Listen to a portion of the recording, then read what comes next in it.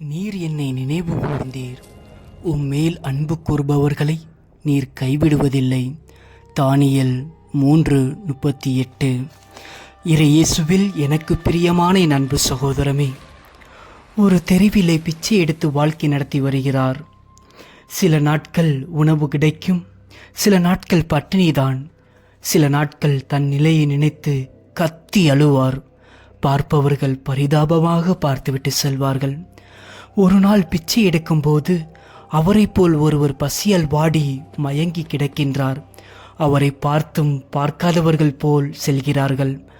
அவரை கண்ட இவர் உடனே ஓடி இவரிடம் இருந்த கொஞ்ச பணத்திலும் உணவு வாங்கி அவருக்கு கொடுத்து உயிரை காப்பாற்றி செல்கிறார்.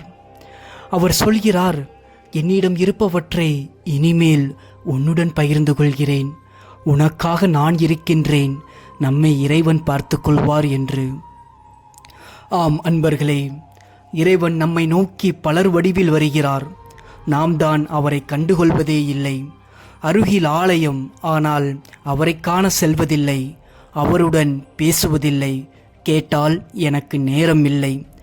கடவுளுக்கு நம் குறையை கேட்க நேரமில்லை என்று சொன்னால் நாம் எங்கு செல்வோம்?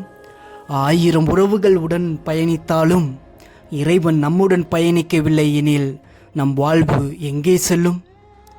ஒருவரை சுலபமாக குற்றம் காணுகிறோம்.